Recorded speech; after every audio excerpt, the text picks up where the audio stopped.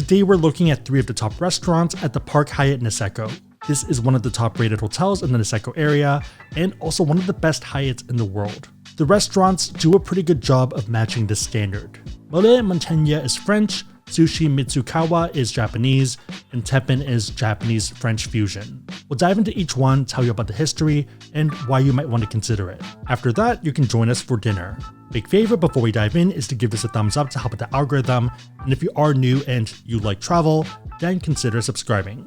For the first night, we went to the French restaurant Molière Montagne, which is my best attempt at pronouncing it. Molière Montagne. This is the newest restaurant from chef Hiroshi Nakamichi. You might not recognize his face, but he's one of the faces of French cuisine in Japan. In fact, most people would consider him to be one of the best chefs on Hokkaido. In addition to this restaurant, he also owns Molière in Sapporo, which is goated. There's only 3 restaurants that have 3 Michelin stars for Hokkaido.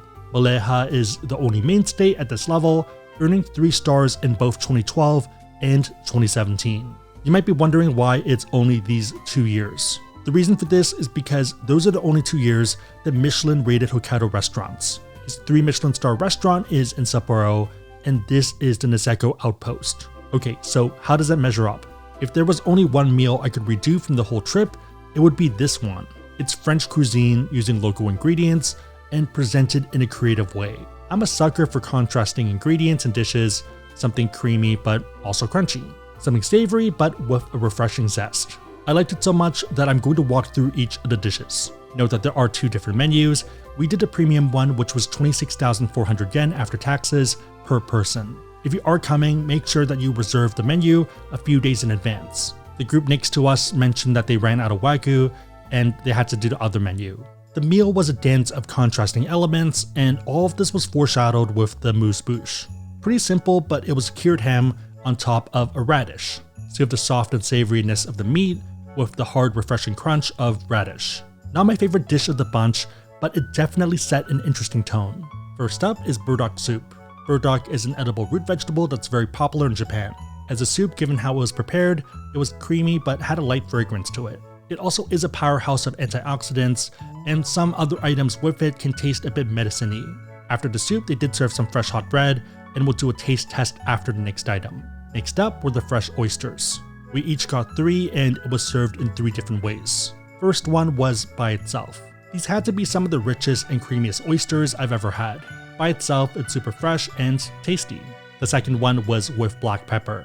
This added a bit of spice and depth to the flavors and aromatics. I really like the sensory contrast here because you have a bit of texture, and that's very different from the creamy and smooth oyster. The last way was with a Japanese lemon. This was super unique because it didn't really overwhelm the seafood, but mixed with it to highlight the freshness and some of the more subtle flavors.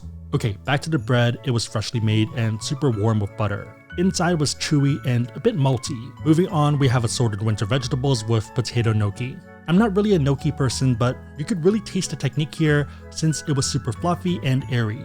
The winter vegetables were all local and they tasted super crisp and vibrant. In a lot of ways, I don't think I've had vegetables that have jumped off the plate the way that these did. Next up is the abalone, which is going to be the first fork between the 2 different menus. If you do the normal menu, it's scallops. The abalone was steamed and sauteed with squid ink sauce. This is one of the more interesting dishes that I've seen and also eaten. You have a soft, meaty abalone that's normally golden yellow, that's now jet black with a crispy crust on it, and it just looks very different. This is the first time I've had it with squid ink, and it was cooked to perfection. Cutting it open, it was nice and tender, and not gummy at all.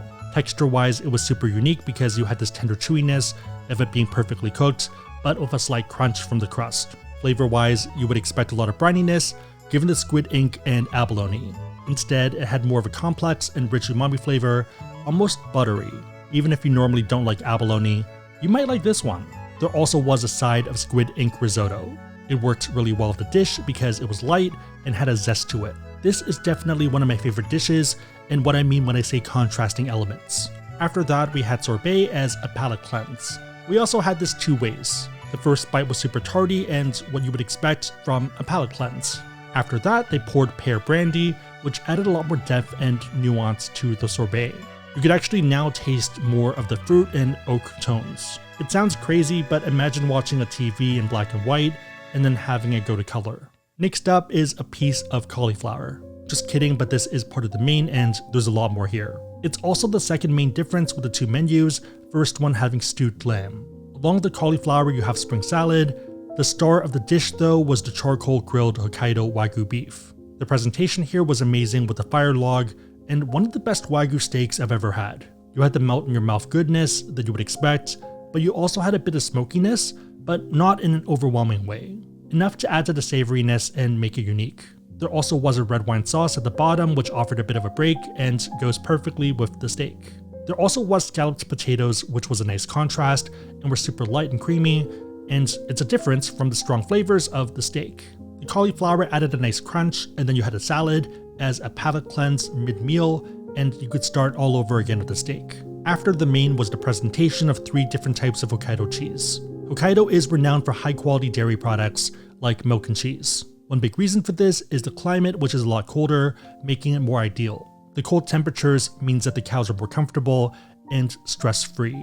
This and other factors mean that you have milk that's higher fat and ideal for creating these rich and flavorful products like cheese. And to be fair, we're not really cheese connoisseurs, but we can appreciate the craft. Texture-wise, a lot of this was super creamy and buttery. Flavors were interesting because they were strong but not overwhelming. Also a bit of nuttiness and earthiness to it. It also was served with honey, which opened up the flavors. We had a palate cleanse with some oranges, which I think we were supposed to eat, but we ended up diving into dessert instead. So we'll get back to the oranges. The finisher was an apple tart with vanilla ice cream. Funny enough, they make one whole apple tart per table, and most tables were 4 people. This means that everyone gets a quarter. Since we were 2 people, they asked if we wanted a quarter or half. They were pretty shocked when we said half. This was another sensory contrast with the warm and crispy outside of the apple tart and the soft, cold ice cream. Similar to cheese, Hokkaido is also known for ice cream. The tart was sweet, buttery, and delicious. The ice cream ended up being a nice balance. I think this dish would be perfect if you were a normal person and only took a quarter of a tart. Taking half a tart, it did feel a bit strong and like we ran out of ice cream, which we did. Luckily, the meal does come with coffee or tea and it goes perfectly with this. Okay, back to the orange slices. It's super unique because it is jelly and they put it back on the rind. I would recommend having it before the apple tart though, since there are a lot of subtleties that we probably missed. Overall, this is my favorite meal of the last 12 months. Food-wise, this easily feels like a 1 or 2 Michelin star restaurant. Maybe swap out the apple tart for something a bit more unique and you'll have a winner. 5 out of 5, and I would definitely recommend this to my past self. On night number 2, we went to Sushi Mitsukawa. This is owned by 1-star chef Koji Mitsukawa and the 3rd location from his flagship in Kanazawa. His second shop being in Roppongi. In terms of service, it's the same exact edamame style as his flagship and sister location. Edamame is a traditional style that emphasizes simplicity and the natural flavors of the seafood. The idea is that you're using local and fresh ingredients based off seasons, weeks, and even days. Lots of techniques can be used here, including aging, marination, grilling, or simmering. Most of the dishes are going to be served nigiri style, which means raw fish on top of vinegar rice. Traditionally, you're supposed to eat nigiri with your hands, and they do give you a towel to wipe your fingers. You generally want to eat it within 30 seconds of the chef putting it down on your plate, and I usually do it in 1 bite. So pick it up and eat it fish side down, so the fish on your tongue. A lot of chefs will also season the pieces to perfection, meaning that you don't have to add additional soy sauce or wasabi. The idea here is that it's not just a meal, but it's an experience. The omakase dinner is going to be 36,300 yen per person.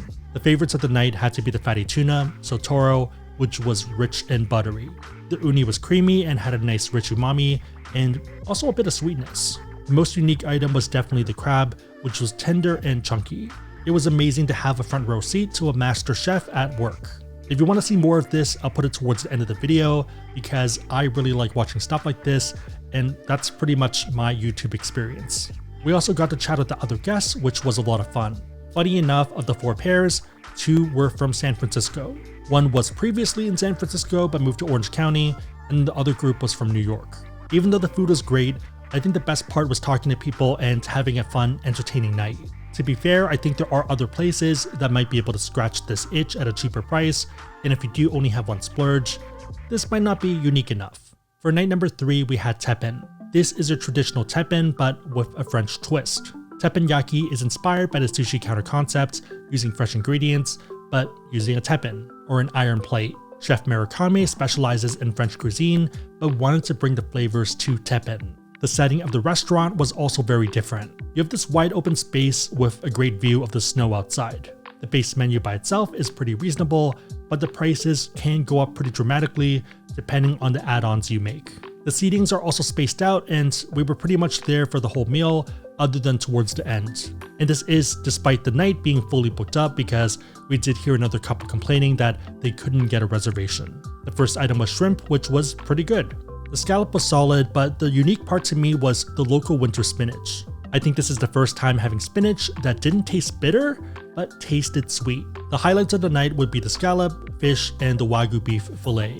Each dish did have a unique twist of French-inspired flavors, and everything was cooked to perfection. If I had to do it again, I would not get the kinky fish upgrade. We did one of each, and Mandy actually liked the base fish better than the upgraded fish. The Wagyu beef was flambéed, and I really liked the fillet over the sirloin. The fillet was melt in your mouth and worth the upgrade. For the sirloin, it's harder to appreciate the fact that it's Wagyu. Depending on your budget, you might even want to get the fillet only upgrade. The fried rice with king crab was pretty good and had strong flavors. There was also miso soup served with the fried rice to finish off the meal. Dessert was great, they flambéed strawberries and gave us a complimentary glass of champagne. Overall, this was a fun meal, and it's nice watching a master chef at work. I also liked that there were a lot of ingredients and even styles that you don't typically see in Teppan, along with the added focus on fresh ingredients. If you do want to join us for dinner, then stick around and we'll do both Sushi Mitsukawa and Teppan. Otherwise, if you made it to this point, leave a sushi emoji in the comments down below and I'll try to heart it and also respond. My question for you is, of these restaurants, which one would you go for? And also, have you been here? Let me know and everyone else know in the comments down below. Big favor, give this a thumbs up, consider subscribing, but otherwise, hope you liked it. See you next time. You're very fine. Wait till the third liter of sake.